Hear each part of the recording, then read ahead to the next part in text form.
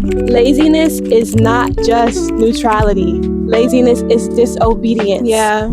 Consistency is a form of working your land. If you have dreams and goals with no consistency, you are simply chasing fantasies. Wow. Hey guys, Hey y'all. It's Destiny. It's Eden. And welcome back to another episode of God Talks. Today we're going to be talking about consistency, and not even just consistency, but how to stay consistent whenever you feel like you're in paralysis or you're being lazy or you just feel kind of stuck. And so I kind of want to start it off because I feel like I read through your notes because we kind of share our notes with each other. But I read through her notes, and I feel like mine will be a good way to set this up. So most of what I always like to just talk about my own personal experience, because this is not no sermon. This is really just us coming here and sharing our personal experience in our walks with God. And a big part of what I'm going through right now, well, honestly, I feel like I've overcome it. Thank God. But a big part of what I've been going through just this year is just really paralysis, like feeling stuck. I think there are a lot of times when it's like you haven't quit on your dream yet. You haven't necessarily given up on your dreams or given up on the call, but you just feel stuck. I think that's something I go through a lot because I am a perfectionist. And a lot of times when I feel like I don't have everything figured out, or I feel like God hasn't given me the exact directions on where to go, I just don't do anything. It's almost like, okay, God, well, you're not telling me exactly what to do, so I'm just not going to do anything at all. Yeah, because sometimes we can be so spiritual minded that we have no earthly gumption. We have you still have to get up. Yeah, you still have to. You can't wait on heaven to call down an answer. Sometimes you have to just move and literally allow God to direct your next step as you're moving. Yeah. So when I was studying this morning, literally the first thing I immediately thought of, I know it was God, was the parable of, some people call it, my Bible, I have the NIV version, it called it the parable of the bags of gold, but some people call it the parable of the talents, whatever. So that's Matthew 25:1. And a lot of people are familiar with this story, but if you're not, so basically this parable, Jesus told this parable, and this is for context for later, but Jesus was telling this parable in context to the last days. So he starts it off by saying, in the last days, when I come back to judge the world, it will be as, and then he tells the parable. So he starts off, actually, do you have your Bible? Yeah. Do you know where it is? Yes! Don't make me angry. Oh, by the way, we didn't do like our regular intro, but like, I know if you don't know us, we're twins, obviously. We're college students, all that stuff. So if we talk to each other disrespectfully, it's because we're That's sisters. just how we grew up talking to each other. It's because we're sisters. Yeah. But, so it's the parable of the bags of gold, and it starts off, Jesus says, again, it will be like a man going on a journey who called his servants and entrusted his wealth to them. To one he gave 5 bags of gold, to another he gave 2 bags, and to another 1 bag, each according to his ability. And I'm just going to stop there.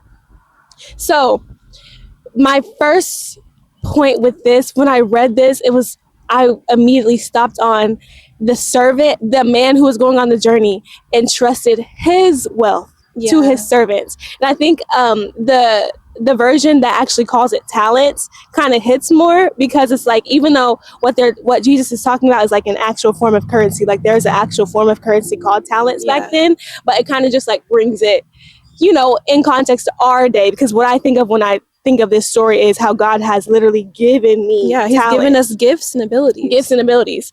But basically, when I read this, I immediately stopped on he entrusted his wealth to the servants, because I think it just brings it back into perspective that these gifts and talents are not yours.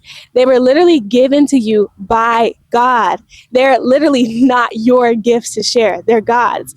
And so basically, you can focus on the man with the 5 and the man with the one got 2 bags, but I really focus on the one with the 1 bag, because I'm not going to read the rest of the thing, but when you read it, you see that the man with the 5 bags, he went out, he invested, and he returned on his investment. He made a return on his investment, and also he, he increased.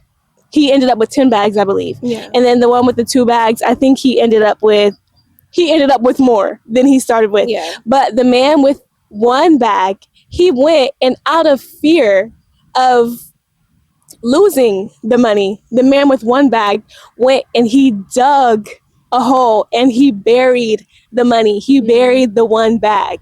And I was so focused on this because honestly, I relate to that man a lot, because I know there are so many gifts and talents, really one in particular that I'm not even going to state, but there are a lot of gifts and talents that I have hidden.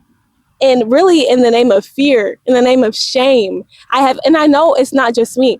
A lot of us hide our talents because we're fearful. We're ashamed. We're afraid of being rejected. Mm-hmm. We're afraid of our gifts and talents not being accepted. Even whenever you read the story further, he says, the man asked him, why didn't you at least put it in the bank so it can make some interest? And he says, because I knew you were a hard master. Yeah. I knew that if basically saying that if he didn't make a return, that you would come down hard on him. So I feel like a lot of us, we hide our gifts out of fear. It's not really out of really being disobedient or anything like that. It's because we're fearful. Yeah. Yeah. And I also want to go back because I just read through my notes, and I think something that stuck out to me a lot too was, this is so good to me every time I read it, but it says, he gave them 5 bags. He gave one another 2 bags. He gave another 1 bag, each according to his ability. Mm-hmm. And I think when I used to read this, I used to kind of just be like, I didn't stop on it, but my eye was drawn to that so much because I think I saw in this that a quality of God is that he knows you. He knows what you're capable of. So he knew which servant was capable of having the 5 bags. Mm-hmm. He knew which servant was capable of having the 2 bags and giving him a return on his investment. Yeah. And he knew that the one, I guess he at least believed that the one with the 1 bag was able to handle it. And I believe he was. He just didn't because he was fearful. But what I wrote down for this is, if God has given you a gift, if God has given you a strength, if he's given you a talent, that means that he knows that you're capable of fostering that talent and stewarding that talent well to create a return on his investment. And the return on the investment is save souls for the kingdom, an increase in his kingdom. And so if God, it's like, say, if God has given you a desire to be on social media, don't be afraid of that. God knows that you're able to do this. Yeah. God knows that the power you have. It's not just that you should believe in your own strength, because God believes that you have the strength. If he didn't believe that you have the strength to do this, he wouldn't give you the desire. Yeah. You want to be, for me, I want to be a musician. If God didn't think that I have the actual strength to actually be a real musician and save souls for his kingdom through my music, he wouldn't have given me the desire. Yeah. So if God has given you that desire, now I think there are some people who create their own desires. Yes, we all have our own fleshly desires, but if it's a godly desire, God knows that you have the strength to what am I trying to say? To foster that talent well and to save souls for his kingdom. He knows that you have that ability. But just kind of building on what she was saying is, so I looked up the definition of consistency before we started. And at first, whenever my mind thinks about consistency, I think about just like being diligent, making sure, like, say, when I think of consistency, because we create content, I think of content creators and how they always say, like, you need to stay consistent, you need to make sure you're posting on whatever timeline you've designated for yourself to post. And so whenever I thought of consistency, I was like, oh, it's just being diligent, it's just making sure that you're committed to whatever you're doing.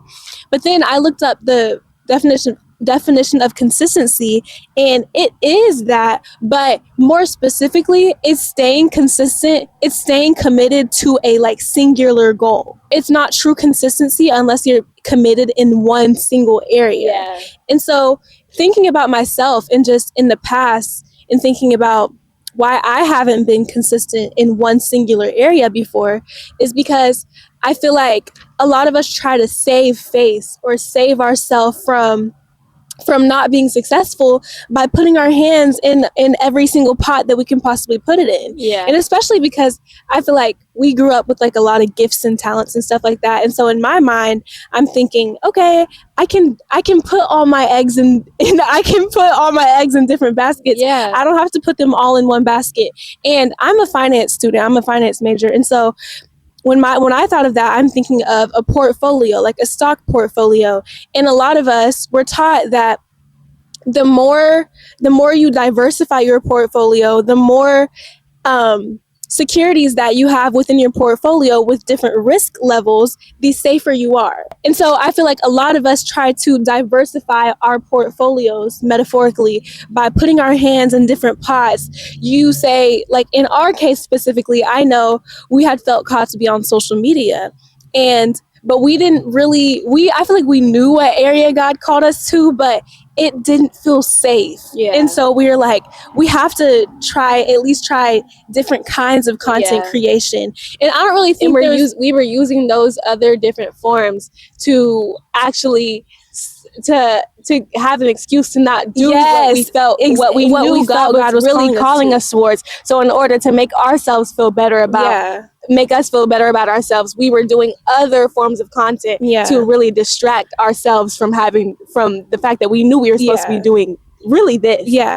And so we tried to diversify all the risk out of our portfolio, and it makes you feel safe. Like, okay, if this one thing doesn't work out, at least I have something else to fall back on. But we're also taught in finance that the riskier a portfolio is, the more return you'll get in the future. Safe portfolios don't really make a lot of money. They don't. Now you'll make some money in the long term, but if we're talking about if you want some real returns, you have to be able to take that risk. You have to be able to look at a company and say, okay, I believe in this company, I believe in the vision of this company, and I believe they'll give me a return in the future. And no matter how volatile it is, no matter how the ups and downs and the fluctuations that you see within the stock price, you have to believe that stock is going to give you a return in the future. And so I was thinking about that, and I was like, wow, that's the reason why a lot of us, even though we feel like we're being consistent, because we are we're busybodies, and we're doing a lot of things, and we have our hands on a lot of things, but you're not truly consistent unless you're consistent in the area that God has called you to, not what you feel like you should be doing. It's not true consistency, and God won't bless your diligence and your hard work unless you can look at the area God has called you to and decide to be consistent in that area, not just what you feel like is going to be safe for you. Because imagine, I think even in my case, I'm really clacking my own teeth. I'm clacking my own teeth. Because I think I always like to give examples because that just brings it back to a relatable standpoint. But for me, like, let's say, like I said earlier, I am a music student. My goal is to be in the music industry. But really, still currently, I have not done a lot with my own career in music. I'm doing gigs. I'm doing gigs that I don't want to be doing. It's just because they're paid and I'm a college student. But, I'm going to class. I'm even focusing on this. But I know the main thing God has called me to focus on is my own music, writing my own music, recording my own music. And I haven't done any of it. And I still feel like I've been justifying the fact that I haven't done it because, I'm doing all these everything else. I'm doing all these other things. I'm such a busybody, and I am a busy person. And I have to learn how to create time to sit down and write, to sit down and record my music, to record videos and post them on TikTok of me singing.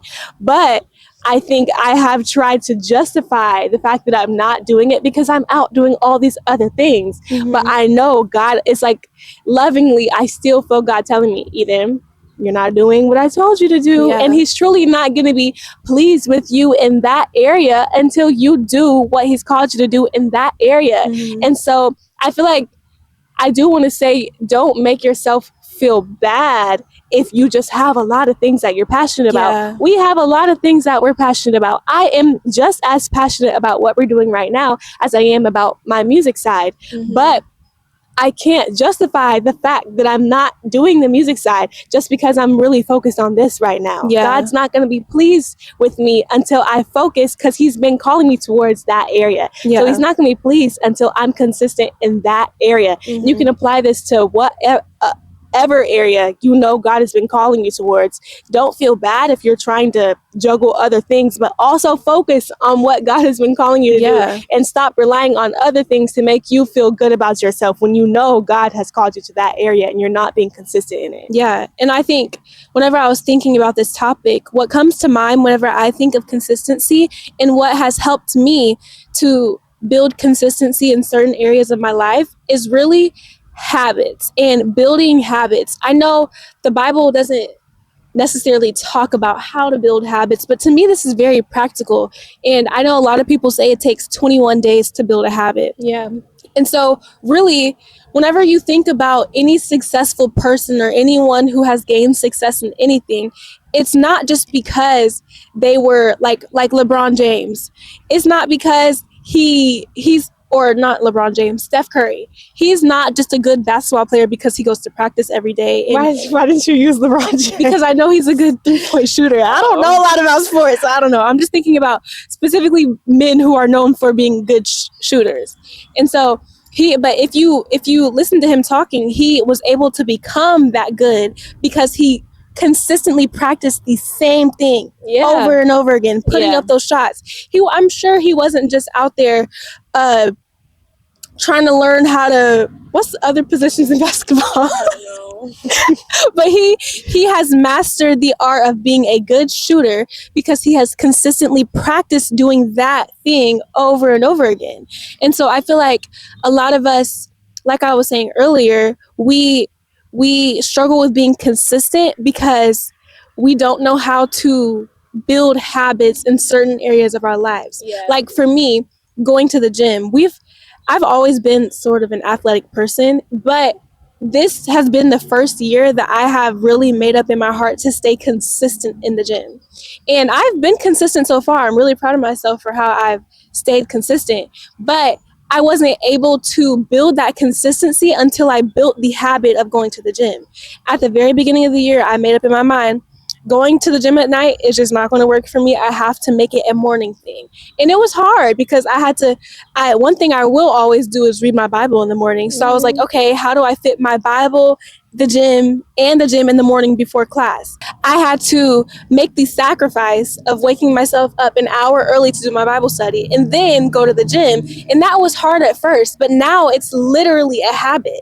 That's the only reason why I've been able to stay consistent, is because I did the hard work at first by forcing myself to do something that now is just second nature for me because I've built the habit in that thing. Yeah, and that's really clocking my tea because I'm at a point where I don't have the best habits. And I get it is because my schedule is just, if you knew my schedule is just all over the place. Sometimes I have a 9 a.m., sometimes I don't have class till 12 p.m. So sometimes there are times when I don't wake up till 10 a.m. And then there are times when I would have to wake up at 6, 7 a.m. So but you're clocking my tea because I'm learning that even you have to force yourself to get up. If you have to wake up an hour earlier, if you have to go to sleep an hour later, you have to force it in there if it's something that really matters to you. Yeah, but I wanted to bring it back to the parable of the bags of gold story. And so I talked about how what person with the one bag, he went and he buried the bag out of fear. And so fast forward to when the master comes back, when finding out that the servant hid his money, the master literally took the money from the servant and gave it to the one who had the most bags. Mm-hmm. So the one who started off with 5 bags and increased his bags to 10, he gave that 1 bag to the one with the 10 bags. And so I kind of mentioned it earlier, but a lot of us think we're playing it safe by hiding our talents, by hiding our gifts, by hiding our desires, by running away from the call that God is putting on our life. That servant, really, he didn't know that he was being disobedient. He thought he was playing it safe. Yeah, he thought he was being safe. Yeah, imagine in his head, he's thinking, when the master comes back, he's going to be glad that I just hid it. So I didn't lose his money. He's going to be glad that I just dug it up and buried it. So I could at least give him his one bag back. But when the master came back, he actually was very angry at the servant, because the least he could have done is like what he said, put it in the bank so it can make some interest, can gain a little bit of interest. Yeah. But no, while he thought he was playing it safe, he was actually acting out of disobedience. And so I even say this to myself and so many others. I mentioned it before, but it's like a lot of us think we're playing it safe by just not doing anything. Yeah. A lot of us think we're playing it safe by just being stuck. But you're really acting out of disobedience. Yeah. And God would be more pleased with you just making a move, because you're going to make mistakes. I think a lot of us we're afraid of making mistakes as well. God knows you're going to make a mistake. Yeah. He knows. Yeah. So God would literally be more pleased with you just getting up and making a move, even if you do make a mistake. He's more pleased with that than you just sitting down on your butt, not doing anything, and thinking you're playing it safe, because you're not. Yeah. And just to add on that, my brain just thinks of in money terms. But when I thought of that, like we have to manage a portfolio in my investments class. And literally in what I'm learning in this class is that you cannot be afraid of making mistakes. You cannot be afraid of seeing red days. You cannot be afraid of looking. Because you're going to. You can't escape it. It's especially in the stock market. The stock market goes up and down all day long. You cannot be afraid of looking one day and maybe you have lost $1,000, but it will eventually go back up if you give it time. Yeah. And so I feel like that's what a lot of us, we don't give ourselves grace and we don't give ourselves time. Yeah. And the thing about it is the stock market is completely uncertain. There's no guarantees in the stock market, but we serve a God who literally does not lie. He cannot lie. Yeah. And so there's no reason for you to feel any kind of fear or any kind of doubt whenever it comes to God keeping his promises, because like I said, this is not the stock market. This is God we're talking about. God is completely certain. His promises are completely 100% guaranteed to come to pass.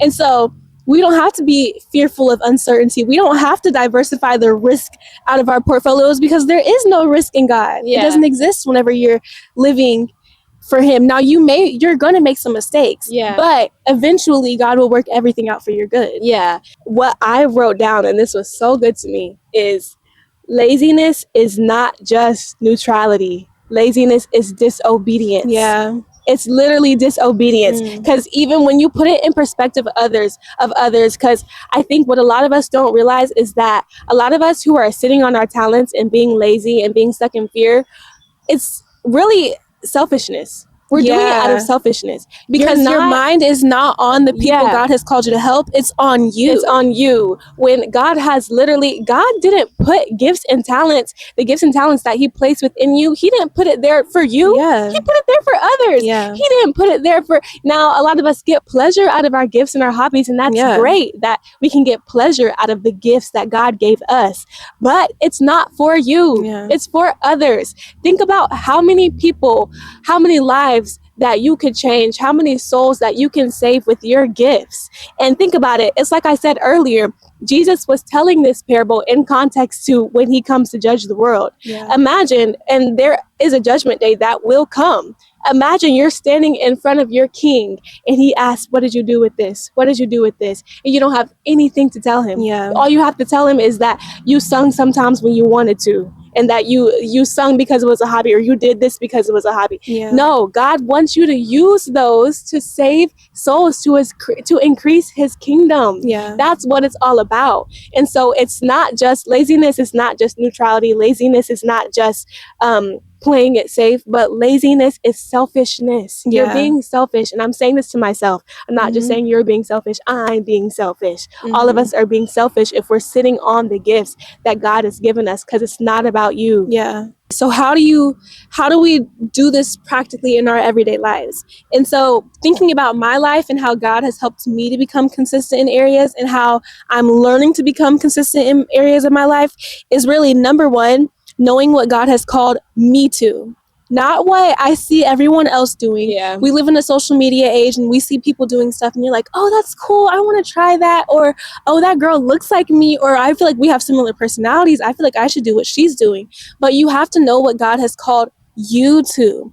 And I feel like it's kind of what we were talking about earlier, is we see other people and we see what other people have done that has been successful, and so we think it's less risky if we just copy what other people have done. Yeah. But if you read Romans 12:6, Paul is basically talking about how God has given all of us different gifts and how we are called to do what God has called us to do, not what we see everyone around us do. And really, the blessing lies in doing what you're called to do. Yeah. You can't, a lot of the time, you're probably not seeing the blessing you want to see because you're not doing what God has called you to authentically do. And we were seeing that for a long time, is that there were things that we felt we were completely capable of doing because we had seen other people do it, but that wasn't really specifically what God called us to do. That wasn't our specific calling.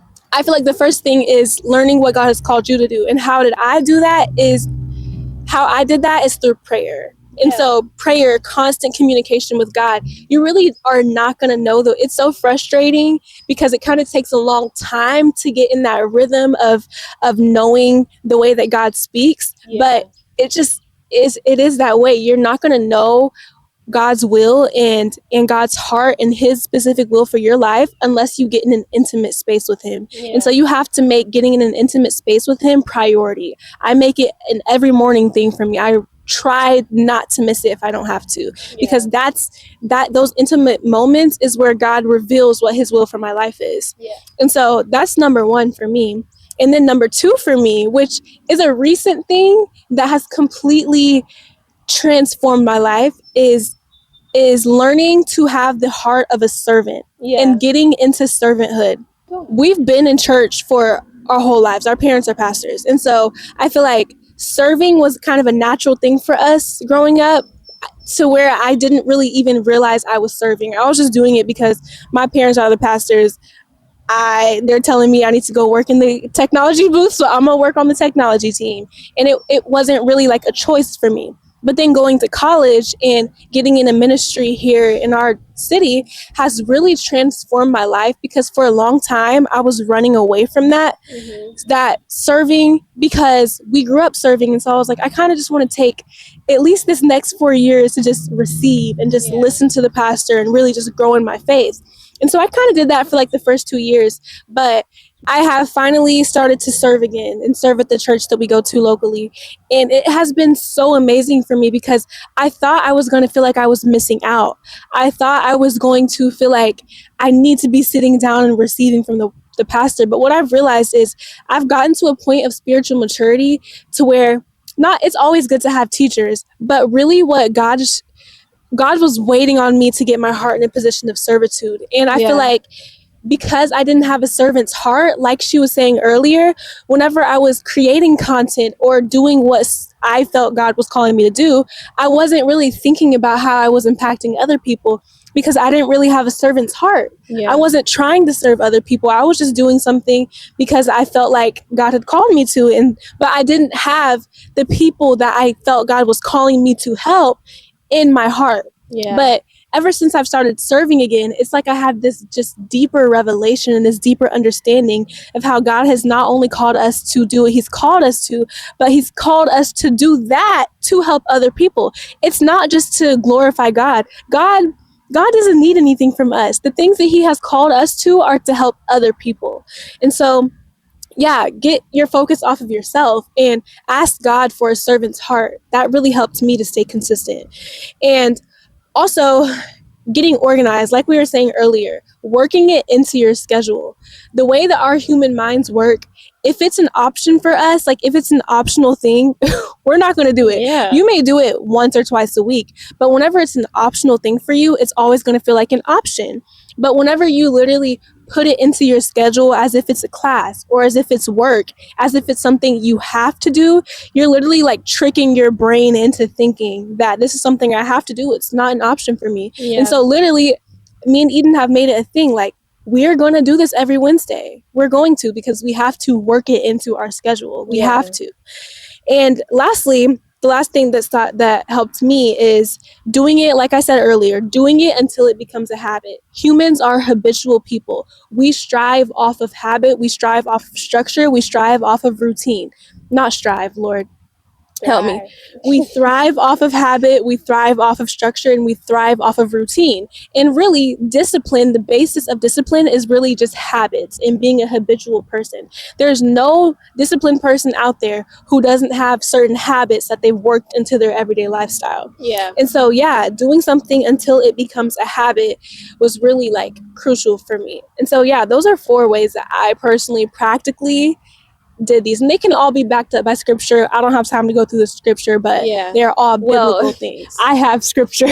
I was going to end it off in this whole video off with some scripture that really stuck out to me. Some scriptures that are outside of the parable of the bags of gold. But basically, I went over to Proverbs because I was like, oh, I know Proverbs got some. And I stopped on Proverbs 10:4, which is lazy hands make for poverty, but diligent hands bring wealth. And then flash forward to Proverbs 12:11. Those who work their lands will have abundant food, but those who chase fantasies have no sense. And this stuck out to me because I know you're probably thinking, what does chasing fantasies have to do with not being consistent? Because in my mind, the way I connected it is, I literally have it written down. Consistency is a form of working your land. If you have dreams and goals with no consistency, you are simply chasing fantasies. Wow. You are simply, think about it. Like, and I'm telling you, this whole video, I've been talking to myself. Because there are so many things that I know a lot of us are big talkers. I know me and Destiny are big talkers. We like to... No, don't put that on me. That's you. I'm a big talker. I like to talk about all these things I want to do and all these dreams and goals that I have. But, well, I will say I used to be like that.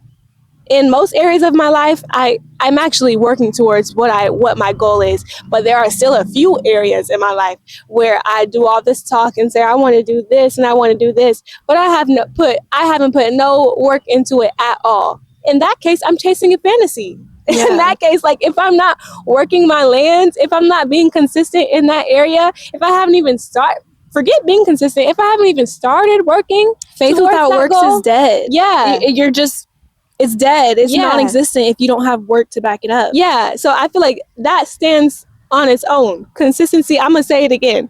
Consistency is a form of working your land. If you have dreams and goals with no consistency, you are simply chasing fantasies. And I feel like that's the end of the video. Yeah, no, honestly, we could literally end it on that. And we will. So yeah, this really was really important for ourselves. You can look back on our channel and see that we are just now getting to a place where we have decided to be consistent. And it's been so amazing for me just kind of going through this process of forcing myself to be consistent. And even though it may not look like you're getting the return you want to see, I just know the way my God works. He honors consistency. He honors diligence. He honors commitment. And so it may take a while to see a payoff, but we serve a God whose promises are guaranteed 100%. He will do what he said, as long as you put in the work on your end. So yeah, this encouraged me. Hopefully we encouraged y'all. And yeah, as always, leave us a comment. Let us know what you enjoyed about the video. If you have any questions, if you have things you want us to talk about. And we have a lot of new subscribers here. So if you're new here, welcome. We thank you so much for joining us. And like we were talking about, this will be a consistent thing. This is an every week thing for us. So you can expect a video from us every single week. So yeah, we will see you guys later. Thank you so much for watching this video. Thank you. Bye.